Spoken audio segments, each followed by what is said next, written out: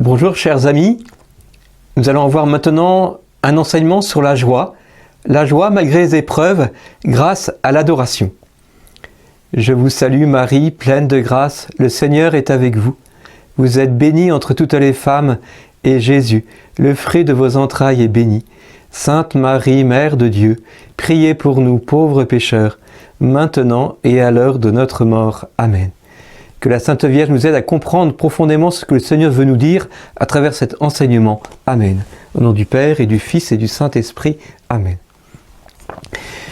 Bien sûr, comme toute personne, nous connaissons dans notre vie des moments de difficulté, d'épreuves, que cela soit dans la santé, dans les relations, le travail, dans la vie aussi d'un pays, des épreuves aussi psychologiques, spirituelles. Voilà ce que nous pouvons lire dans la lettre aux Philippiens. Soyez toujours dans la joie du Seigneur. Je le redis, soyez dans la joie. Que votre bienveillance soit connue de tous les hommes. Le Seigneur est proche. Ne soyez inquiets de rien, mais, en toutes circonstances, priez et suppliez, tout en rendant grâce pour faire connaître à Dieu vos demandes. Et la paix de Dieu, qui dépasse tout ce qu'on peut concevoir, gardera vos cœurs et vos pensées dans le Christ Jésus. Quand saint Paul écrit ça sous l'inspiration du Saint-Esprit, il est prisonnier. Il dit « Il est devenu notoire que c'est pour le Christ que je suis dans les chaînes. » De plus, il dit « Je sais vivre dans le dénuement, je sais vivre dans l'abondance. En tout et partout, j'ai appris à être rassasié et à avoir faim, à être dans l'abondance et être dans la détresse. Je puis tout en celui qui me fortifie. » Il peut tout dans le Seigneur, ce Seigneur dont il parle au chapitre Dieu, qui s'est fait homme, qui a donné sa vie pour nous sauver. Le Seigneur est l'Emmanuel, Dieu avec nous. Et il est d'une façon tout à fait particulière dans la messe et l'adoration. Dans un premier temps, nous aurons les fondements de cette présence de Dieu à la messe et à l'adoration. Dans un second temps, de nombreux témoignages pour nous inviter à grandir dans l'espérance. Malgré les épreuves, nous pouvons avoir la joie. Enfin, dans un troisième temps, nous aurons quelques points concrets pour vivre la présence de Dieu à nos côtés et en nous. La messe. La messe est un sacrifice. Dans toutes les cultures, les personnes comprennent ou saisissent intérieurement, de façon parfois confuse, qu'il y a quelque chose à réparer.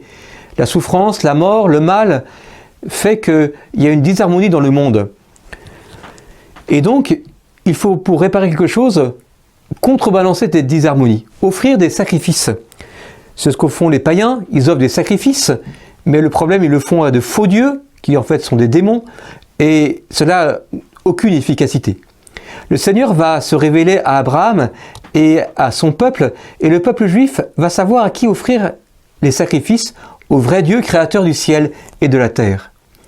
Toutefois, les offrandes qui sont faites, les agneaux, les bœufs, la farine, n'ont pas la puissance pour réparer. Ce sont des annonces d'un sacrifice qui sera enfin efficace. Et c'est celui de Jésus, vrai Dieu et vrai homme. Seul Jésus pouvait nous offrir un sacrifice qui pouvait réparer le mal. Il fait un sacrum facere, c'est-à-dire il fait sacré. C'est la définition de sacrifice. Il fait rentrer dans la communion avec Dieu. Et bien par le sacrifice de Jésus, nous rentrons dans la communion avec Dieu. Le sacrifice n'est pas d'abord quelque chose de sanglant, il y a une dimension sanglante, bien sûr, de réparation, puis c'est d'abord cette intimité du Christ qui dit oui à son Père, qui nous fait rentrer dans ce mouvement intérieur, qui nous rend capable de dire oui au Père, de rentrer dans la communion du Père, d'être enfant de Dieu, et de pouvoir un jour vivre dans le bonheur éternel du paradis. C'est vraiment un sacrifice, la messe. D'ailleurs, les paroles de la consécration le montrent bien. « Ceci est mon corps livré pour vous, ceci est mon sang versé pour vous ». La messe est instituée juste avant le vendredi saint, où Jésus donne sa vie sur la croix, comme en anticipation de ce sacrifice. Et ce sacrifice de la croix nous est donné sur chaque autel, à chaque messe, de façon mystérieuse mais bien réelle. L'Église nous dit, c'est un seul sacrifice, celui de la messe et celui de la croix. Comment cela peut-il se faire? Eh bien, certains théologiens disent, je pense avec raison, que si Jésus ne souffre plus maintenant, puisque cette souffrance réelle est historiquement passée, eh bien le Seigneur au paradis, près de son Père, continue d'avoir en lui-même, en sa nature humaine, ce oui qu'il a posé sur la croix. Et ce oui est donné à travers chaque prêtre, à chaque messe. Quand le prêtre dit les paroles de la consécration, c'est le Christ qui, à travers lui, agit pour qu'il soit présent, que son sacrifice soit présent de façon non sanglante, mais c'est bien le même sacrifice de la croix et de la messe. C'est les mêmes effets, c'est ce que nous dit le Concile de Trente, les mêmes effets sur la croix et à la messe.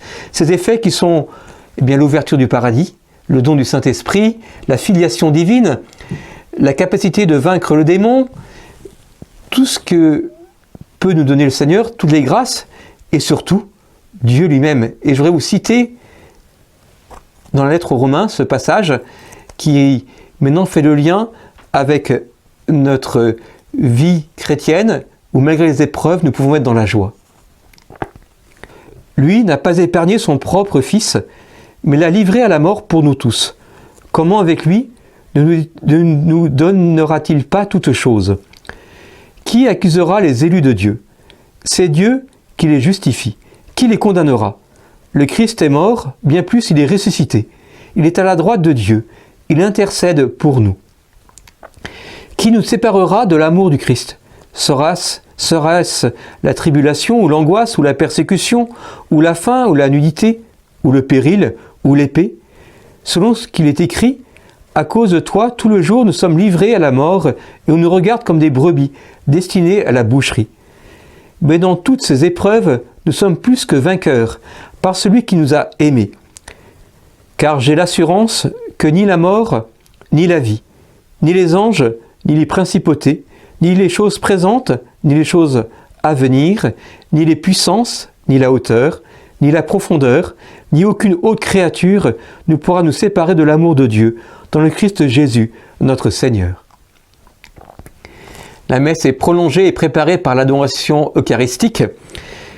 L'adoration eucharistique n'est pas Jésus qui vient dans le pain, ce n'est pas une impanation, c'est un changement de substance. Il n'y a plus de pain, c'est Jésus lui-même, son corps, son âme, sa divinité, Dieu lui-même entièrement, et uni à son Père et au Saint-Esprit. Alors comment l'approcher si nous ne voyons pas de différence de caractéristiques avant et après les paroles de la consécration? Le poids est le même, les couleurs, les caractéristiques biologiques, physiques sont la même. Apparemment c'est du pain, et pourtant c'est plus du pain. Comment le savoir? Eh bien, d'abord je voudrais aborder cette question importante par une petite histoire. Imaginez que vous êtes enfant à l'âge de 2 ou 3 ans. Entre l'âge de 3 ans et maintenant, vous êtes bien la même personne, il n'y a pas de changement. Toutefois, l'apparence change. Vous avez grandi, la couleur de cheveux a pu changer, vous avez pu avoir des lunettes, etc. Là, nous avons quelque chose de naturel. Ce que c'est, la personne humaine, Matthieu par exemple, ne change pas, mais son apparence a changé. À la messe, c'est exactement l'inverse. L'apparence du pain ne change pas, mais ce que c'est change, ce n'est plus du pain. Il ne reste plus que l'apparence du pain par miracle. Il y a 3 raisons pour cela. 3 raisons qui l'attestent. La première, c'est les paroles même du Christ. Il ne dit pas « ceci représente mon corps », il dit « ceci est mon corps ». Et en Jean chapitre 6, il va bien dire qu'il donnera sa chair à manger. D'ailleurs, certains vont le quitter à cause de cela. Ils trouvent ça trop compliqué, trop dur. Pourtant, Saint Pierre dit au Christ qu'il veut y croire parce que le Seigneur a les paroles de la vie éternelle et il le montre bien par sa sagesse et ses miracles. Deuxième raison, c'est les miracles justement. Les miracles, encore dans l'histoire de l'Église, les miracles eucharistiques, il y en a de très nombreux, notamment celui de Lanciano où le sang du Seigneur a pris l'apparence d'un sang humain et s'est coagulé en 5 caillots. Et quand on pèse chacun des caillots, ils ont le même poids, chacun. Et quand on les pèse tous les 5 sur la balance, ils ont le même poids qu'un caillot. C'est impossible physiquement. Et là, cela montre quelque chose qui dépasse les capacités humaines, que c'est vraiment le Seigneur qui est là. Pour nous montrer que nous recevions une petite parcelle de Jésus, ou une grande hostie, ou une petite goutte du précieux sang, nous recevons à chaque fois le Seigneur tout entier. Dernière raison, et c'est très important, c'est quand nous communions, en étant préparés, en étant en état de grâce, eh bien, le Seigneur nous donne sa joie, sa paix, son amour, sa bienveillance, sa maîtrise de soi, son humilité. Il nous transforme. De messe en messe, d'adoration en adoration, nous sommes transformés. Un pain ordinaire ne pourrait pas le faire. Une auto-persuasion ne pourrait pas le faire. Seul Dieu peut faire cela. Un jour, Mère Teresa était devant un dilemme. Ses sœurs se demandaient s'il fallait adorer plus souvent. Pourtant, il y avait une question derrière. On aurait moins de temps pour les pauvres. elles ont fait le choix d'adorer plus souvent. Et Mère Teresa dit qu'elles ont eu plus de charité pour les pauvres. Les pauvres y gagnaient, ce qui montre que c'était vraiment le Seigneur qui était devant elles et pas un simple morceau de pain. À l'adoration, nous sommes devant apparemment un objet inanimé, mais c'est vraiment le Seigneur en gloire qui est devant nous, comme il est actuellement à la droite du Père, glorieux, ressuscité. C'est lui qui agit pour nous. Il n'est pas là immobile pour nous, il est là pour agir pour nous et pour le monde. Un jour, des étudiants en 1967 aux États-Unis avaient une récollection, une retraite sur les actes des apôtres. Ils partent de la chapelle pour aller à la salle de conférence. Reste une jeune fille, Patty Mansfield, au fond de la chapelle en train de prier. À un moment donné, de façon miraculeuse, elle est soulevée de terre et elle se retrouve au pied du tabernacle, prosternée devant le tabernacle. Et là, elle reçoit une effusion d'Esprit Saint. Elle reçoit une joie profonde, un désir d'évangéliser, d'aimer le Seigneur. Et c'était le début du renouveau charismatique catholique aux États-Unis et dans le monde. Devant le Seigneur présent au tabernacle. C'est le même Seigneur présent au tabernacle qui est là sur les routes de Palestine. C'est le même Seigneur présent au tabernacle qui s'est donné dans la première messe au Cénacle, le jeudi saint, et qui a donné le Saint-Esprit au Cénacle encore le jour de la Pentecôte. Il y a un lien profond entre l'Eucharistie et le don du Saint-Esprit qui nous transforme. Voilà ce que dit Saint Jean-Paul II. Il est bon de s'entretenir avec le Seigneur, penché sur sa poitrine comme le disciple bien-aimé, d'être touché par l'amour infini de son cœur. Si à notre époque, le christianisme doit se distinguer surtout par l'art de la prière, comment ne pas ressentir le besoin renouvelé de demeurer longuement en conversation spirituelle, en adoration silencieuse, en attitude d'amour, devant le Christ présent dans le Saint-Sacrement. Bien des fois, chers frères et sœurs, j'ai fait cette expérience, j'en ai reçu la force, consolation et soutien. Saint Jean-Paul II. Maintenant, quelques témoignages. Sur la croix, le Seigneur Jésus vit une souffrance extrême. Et en même temps, puisqu'il est uni à sa divinité, dans son humanité, il voit sa divinité. Il est dans un bonheur, ce bonheur du paradis. Il y a ces deux choses dans son cœur, mystérieusement. Saint Jean-Paul II dira, dans une de ses lettres, que c'est comme la vie des saints, par exemple Sainte Thérèse de Lisieux, qui dans les derniers instants de sa vie a vécu des grandes difficultés, elle ne sentait plus le ciel, et en même temps, au fond d'elle, elle avait cette certitude du ciel, cette force, cette joie intérieure profonde. Ce mystère, voilà, en même temps de la souffrance et de la joie. Mais c'est la joie qui est la plus forte, qui est la plus profonde.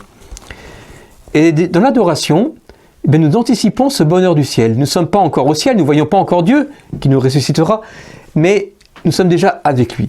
Voilà ce que dit sainte Élisabeth de la Trinité dans une lettre à l'abbé Chevignard. Il me semble que rien ne dit plus l'amour qui est au cœur de Dieu que l'Eucharistie. C'est l'union, la consommation. C'est lui en nous et nous en lui. Et n'est-ce pas le ciel sur la terre, le ciel dans la foi, en entendant la vision du face-à-face tant désiré?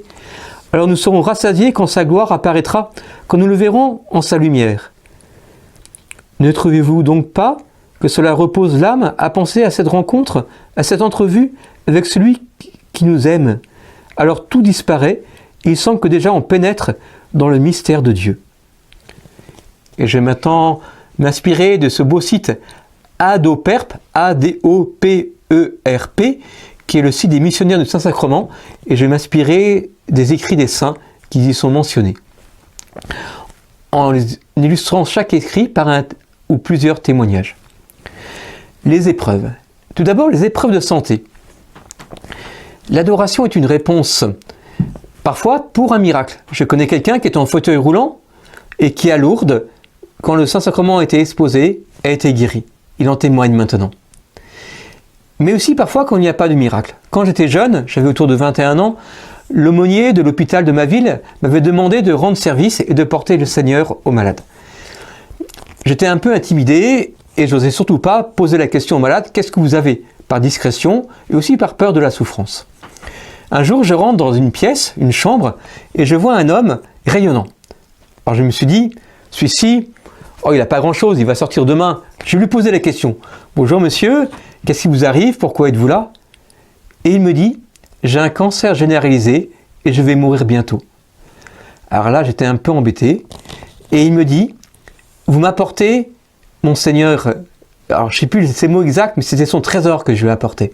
Et ça, je me rappelle encore de cet homme, de son visage, qui est sûrement mort maintenant. Mais le Seigneur lui donnait cette joie profonde et le préparait au ciel. Voilà ce que dit le Père Damien. Le Père Damien, c'est un prêtre belge, qui est bien heureux, qui était dans les îles de Hawaï, l'île de Molokai, une île qui était réservée aux lépreux et qu'aux lépreux. Il y avait beaucoup de brutalité, de désespoir, d'égoïsme. Et grâce à sa présence, mais surtout grâce au Seigneur, ça a été transformé. Je vous lis cette lettre qu'il écrit à son frère. Le Père Damien va mourir aussi lépreux lui-même. C'est au pied de l'autel que nous trouvons la force nécessaire dans notre isolement. Sans le Saint-Sacrement, une position telle que la mienne ne serait pas soutenable.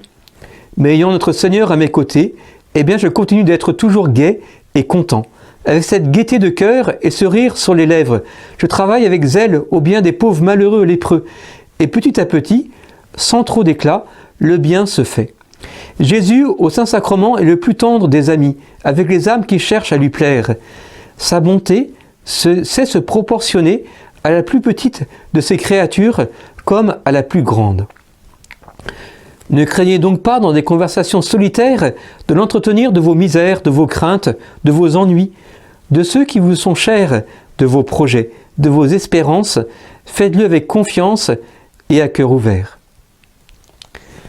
Les épreuves maintenant relationnelles. Pierre Goursat, le fondateur de la communauté de l'Emmanuel, quand il avait une épreuve relationnelle, quelqu'un qui disait un mot blessant par exemple, il se réfugiait vite dans la chapelle devant le tabernacle. Pourquoi ? Parce que quand on nous dit une parole qui nous blesse, ou une situation blessante nous vient à nos oreilles, eh bien ça trotte dans notre tête, dans notre cœur, on imagine des choses, on grossit les choses par la souffrance.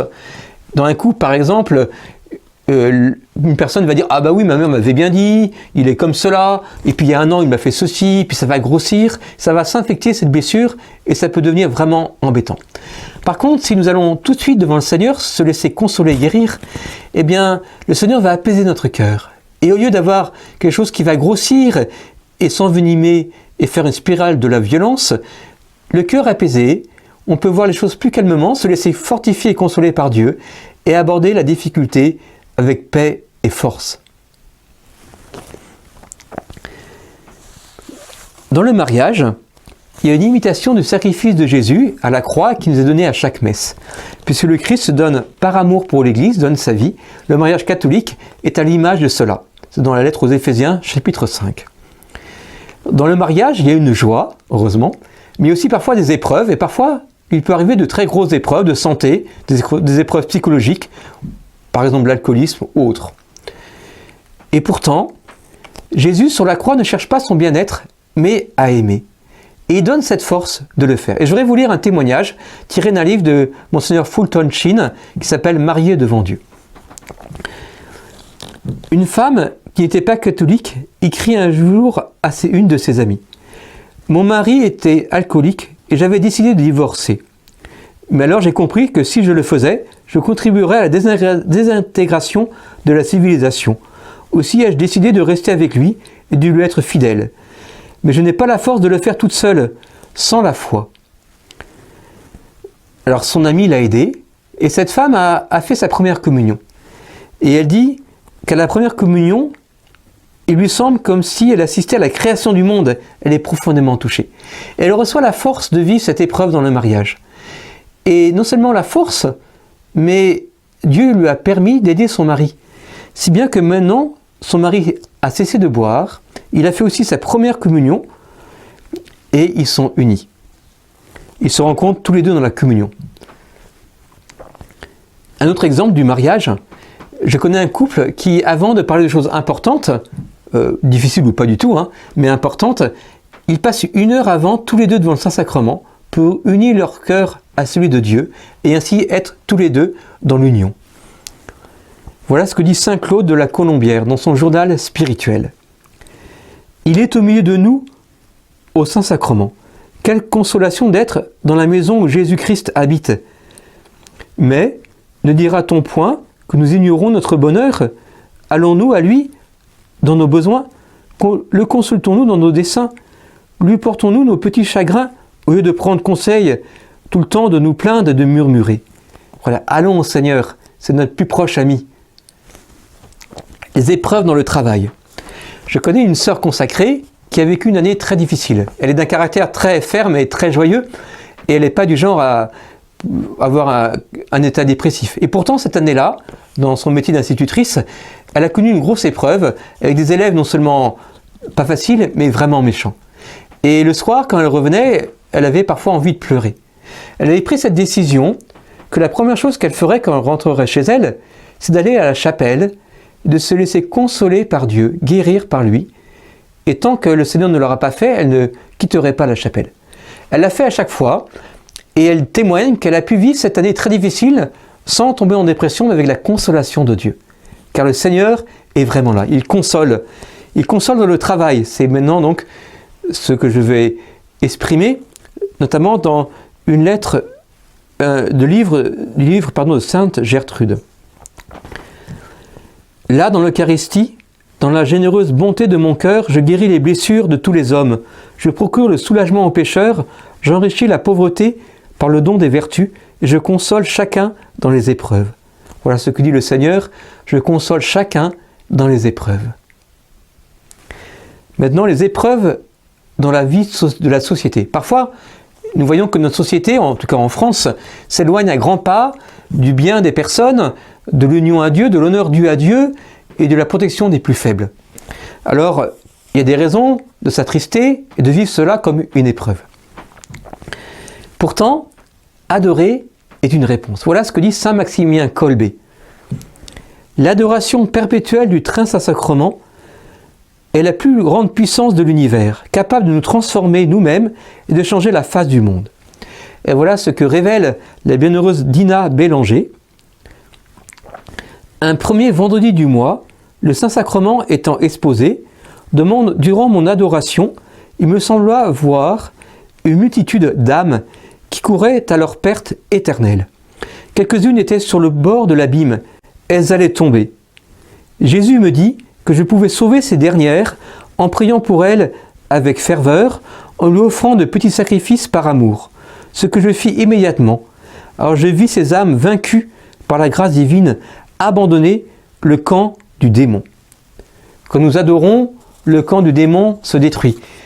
Quand j'étais à la paroisse Saint-Hélier, nous avions lancé l'adoration perpétuelle et nous avions, hélas, dans notre quartier, une forte présence de la prostitution avec un réseau mafieux. Les commerçants du coin étaient mécontents, ils faisaient des manifestations régulières pour demander que l'État agisse. Le prix des maisons, des appartements avait baissé à cause de cette mauvaise ambiance. Et j'étais un peu inquiet parce que je me suis dit, des paroissiens qui viennent adorer à 2h du matin, 3h dans ce lieu, c'est quand même pas très facile. Le père Florent Racine, quand il nous a proposé de lancer l'adoration perpétuelle, nous a expliqué qu'un jour aux États-Unis, il avait lancé l'adoration perpétuelle et le quartier avait changé. Lui ou quelqu'un d'autre avait lancé, je ne sais plus. En tout cas, le quartier avait changé. Eh bien, on a lancé l'adoration perpétuelle dans ce quartier de Saint-Hélier. Eh bien, quelques mois après, la prostitution avait complètement disparu. Le quartier était redevenu saint. Et ça parce que le Seigneur était honoré en ce lieu. Des épreuves parce que nous sommes catholiques. Ça peut aussi nous arriver, bien sûr.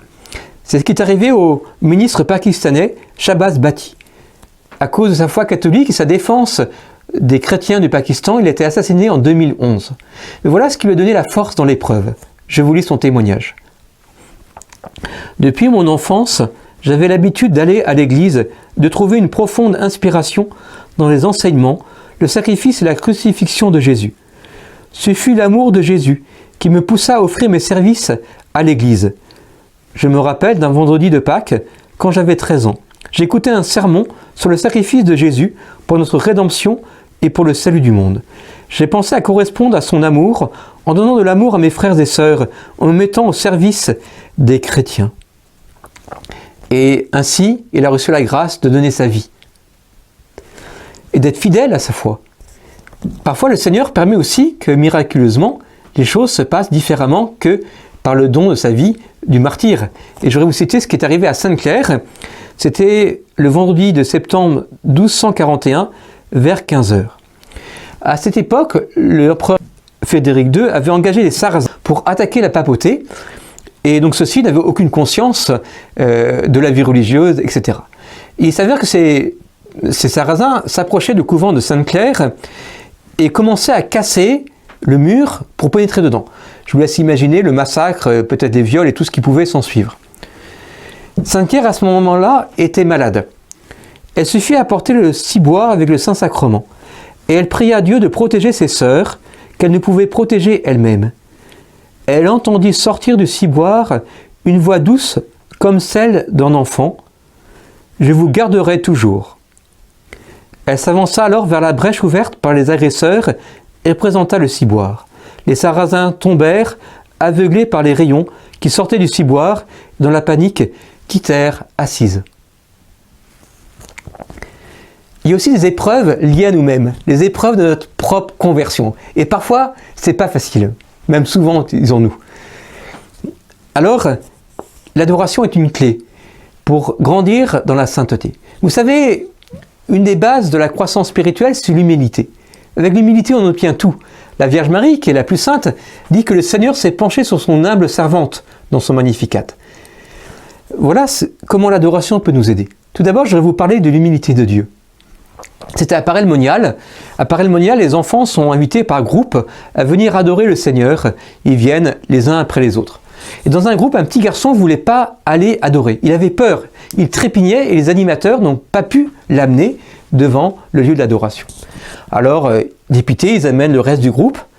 Et puis à ce moment-là, le petit garçon s'est avancé, celui qui ne voulait pas venir, et dit devant le Seigneur, devant les autres, à peu près cela, devant les autres, mais il est tout petit, Jésus. Voilà, s'imaginer Jésus différemment, il découvre que Jésus s'est fait tout petit pour venir à lui. Et ça, c'est une invitation à l'humilité comme un modèle et comme une source de grâce. Voilà ce que dit Sainte Thérèse de Lisieux. Elle parle à Jésus. « Ô mon bien-aimé, sous le voile de la blanche hostie, que vous m'apparaissez doux et humble de cœur. Pour m'enseigner l'humilité, vous ne pouvez vous abaisser davantage. Ou si je veux, afin de répondre à votre amour, désirez que mes sœurs me mettent toujours à la dernière place et me persuadent que cette dernière place est la mienne. Ô Jésus, doux et humble de cœur, rendez mon cœur semblable au vôtre. » Et c'est aussi l'occasion pour nous de grandir dans la miséricorde de Dieu. Voilà ce que dit Sainte Faustine. Ce que dit Jésus à Sainte Faustine.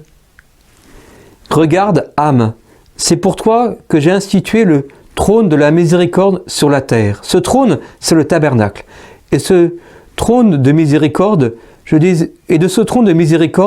désire descendre en ton cœur. Regarde, aucune suite m'entoure, aucun garde. Tu as accès à moi à tout moment, à chaque heure du jour. Je désire parler avec toi et t'accorder des grâces. » Alors, nous avons vu que la présence du Seigneur au Saint-Sacrement est une consolation, une source de joie pour nous dans l'épreuve, une source de force. Et nous allons voir maintenant quelques petits moyens pour le vivre. La première difficulté qui peut se poser, c'est le manque de temps. Alors voilà ce que dit saint François de Sales. Il dit « Une demi-heure de prière est essentielle, sauf quand on est très occupé. Alors, 1 heure dans ce cas est nécessaire. Une demi-heure de prière est nécessaire, sauf quand on est très occupé. Dans ce cas, 1 heure est nécessaire. » Et je me rappelle de ce témoignage de M. Jean Louders, qui était vice-président de la Banque mondiale, un homme très occupé et un grand économiste.